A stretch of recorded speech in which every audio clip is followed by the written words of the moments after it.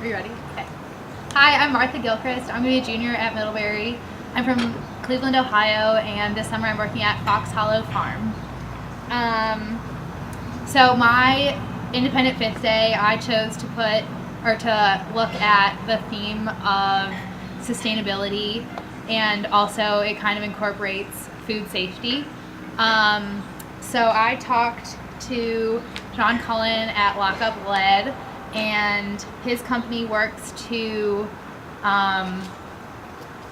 make contaminated soil that's contaminated with lead safer, and through affordable and easy remediation techniques. So I wanted to learn about this because at Fox Hollow, where I'm working, a huge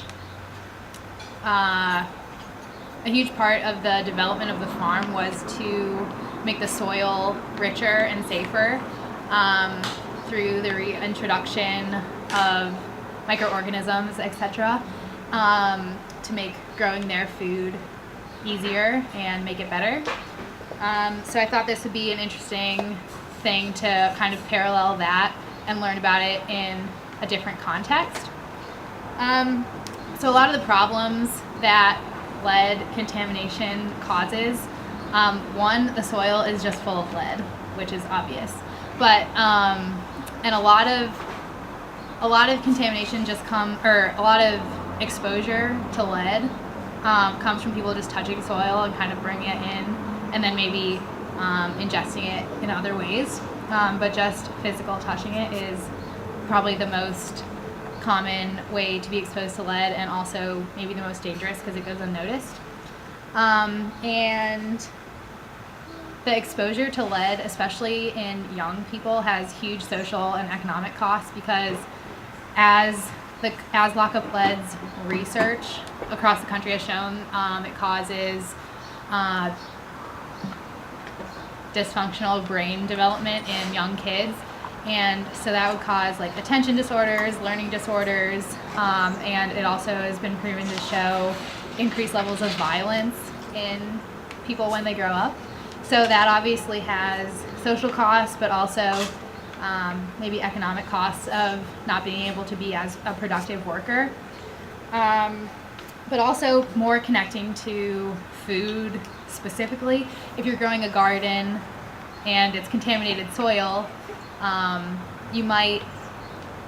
your plants might like soak up some of the lead in the soil, but more of the problem, as John explained, was actually physical contact with the soil, which I thought was interesting, because I thought, oh, maybe your vegetables would have too much lead in them, but that's not exactly really as big a problem.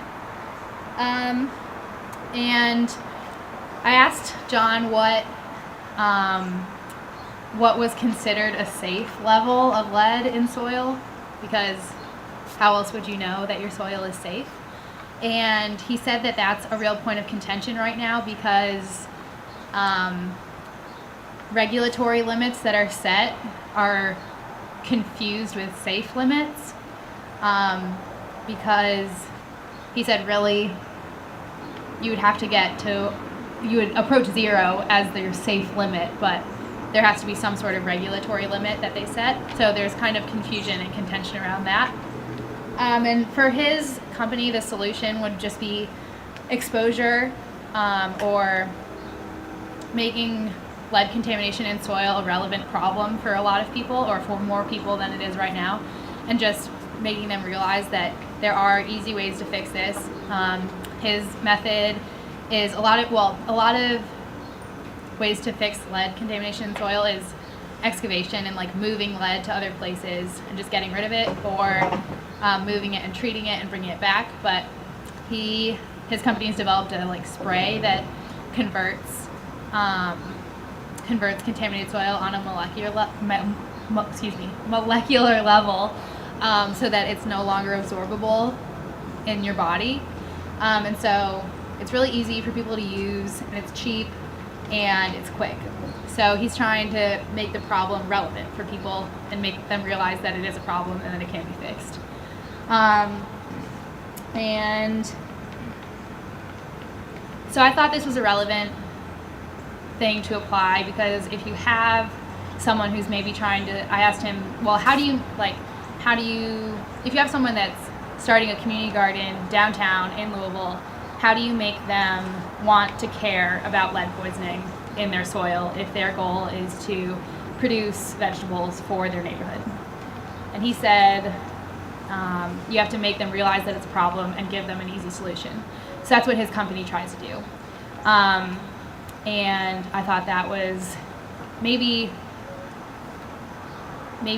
a opportunity that has kind of not been realized yet, and I think it could be really useful for